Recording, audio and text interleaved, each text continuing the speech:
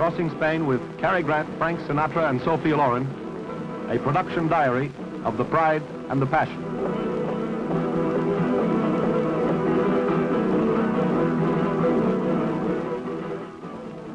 My name is Margaret Clark, and this is the ancient Spanish city of Toledo. 7 months ago, I was a 5th grade teacher in the Los Angeles school system. I was granted a year's sabbatical leave for field study in Europe. After I arrived in Spain, I found myself hired by Stanley Kramer Productions as chief bookkeeper on the Kramer film production of The Pride and the Passion. Sophia Loren is being very businesslike here. She's really wonderfully relaxed with a great sense of humor and a vast knowledge of the works of Ella Fitzgerald and Perry Como. You won't know how beautiful she is until you see her in color.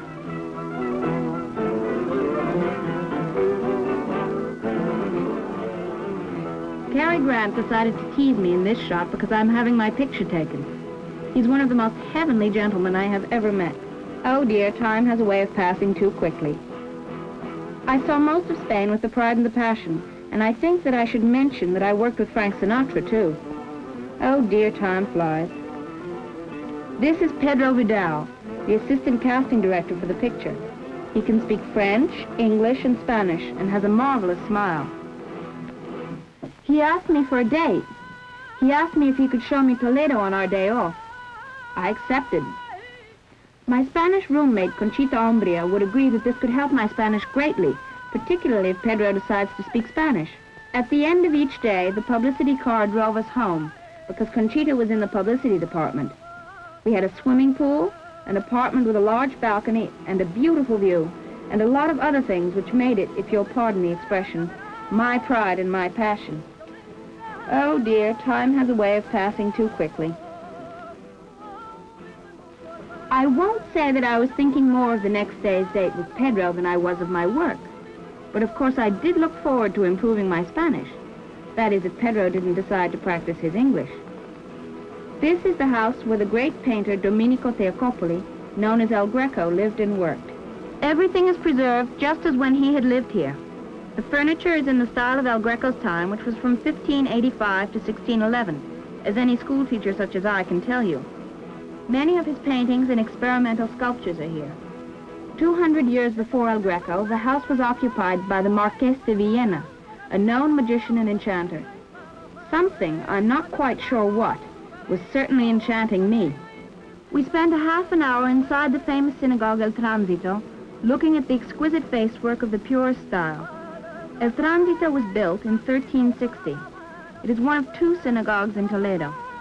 In 1492, under the Spanish Inquisition, the building was handed over to the military order of Calatrava, many of whose knights are buried here. This is a walking 5 and dime store. That little borough is supposed to be older than Santa Claus.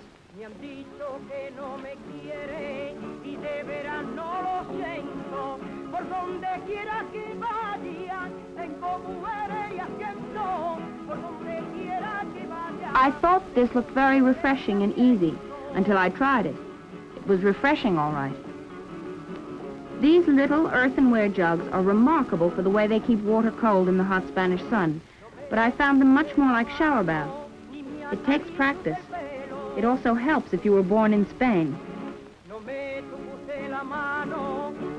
Our afternoon was cut short right there when we ran into the production manager, who needed Pedro to round up nearly 300 people to be blown up on a bridge in a scene from The Pride and the Passion, which was to be shot the following week. But luckily, the next day was Sunday, and we agreed to pick up where we'd left off. I must say, Pedro has a definite talent for leaving off, as you can see. He will be a great help to my Spanish if I can persuade him not to practice his English with me. Oh dear, time has a way of flying so quickly.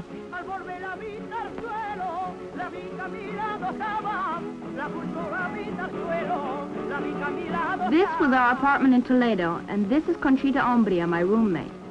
She can speak French, Italian, English, and Spanish, and whips out a pair of scissors every time she sees anything printed about The Pride and the Passion. She can also play the guitar, dance flamenco, and knows the words and music to more American popular songs than I do. It is a marvelous cook and needleworker. She is unmarried. The foregoing was a paid political advertisement. I got the feeling that she wasn't quite as impressed about Pedro as I was.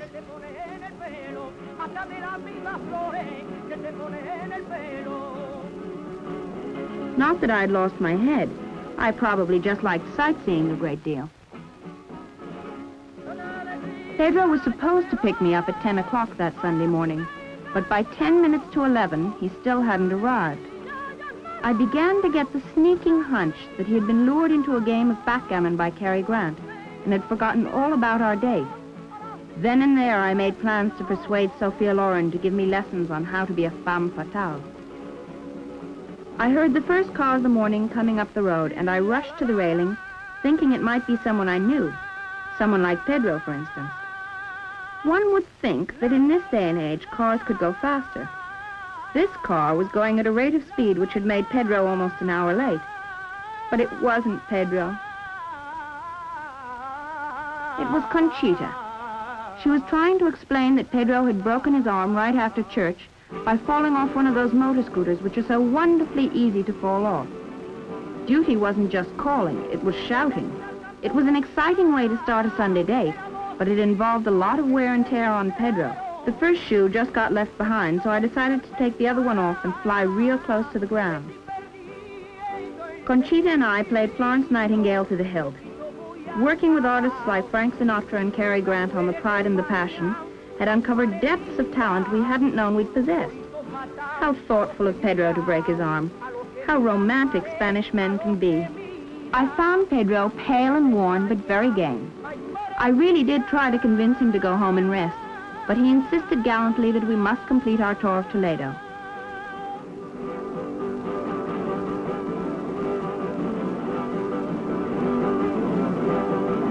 Toledo is Spain's national monument of exquisite beauty.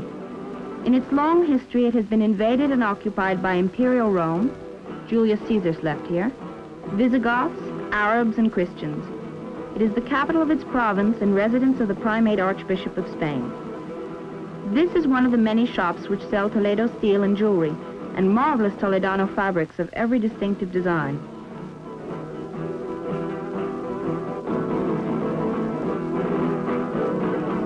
This native costume looks even more beautiful in color.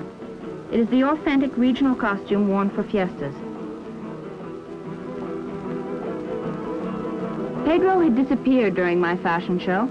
Then he came out of nowhere with a most stunning pair of earrings. They were executed in the characteristic Toledo design, which dates all the way back to the Moorish occupation, and the Moors didn't leave Toledo until 1085. Pedro said that since he was wearing a sling, it was only fair that I put on something decorative.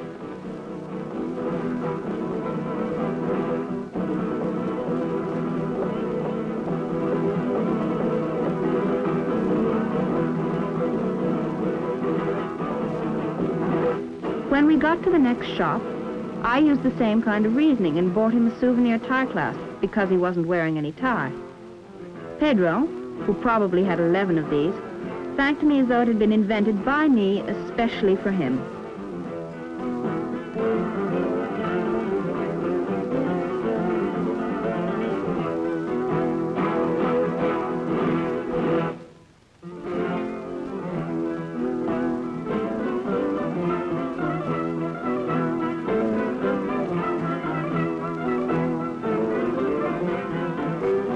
This is El Greco's greatest masterpiece, The Burial of the Conde de Orgaz. This might be the first time it has ever been photographed for motion pictures. It is the greatest work of one of the three greatest painters who ever lived. Someday I hope you can sit, as I did, in front of this triumphant model of art and be made breathless by the detail of its color and draftsmanship. I was surprised and delighted to find this street sign. Pedro told me it resulted from a meeting of the mayors of Toledo, Ohio, and Toledo, Spain. Now I feel it is my duty to visit Toledo, Ohio. We ended our tour in the Plaza de Zacadover, which is called the birthplace of the Spanish language, and which had started in ancient times as an Arabic market. This square has been a bullfight arena, a court of justice, a theater, a royal court, and a place of both coronation and execution. Pedro Vidal's broken arm was also celebrated there not long ago, with cups of coffee, sweetened and unsweetened. Everything but my feet proclaimed this to have been a lovely, lovely day. But I was back in the office before I knew it, staring at the 3,512 ways to spend money to produce The Pride and the Passion. This is my boss, Luigi Bonora. My boss, who does not understand why I do not seem to be concentrating this morning. Oh dear, time has a way of flying so quickly.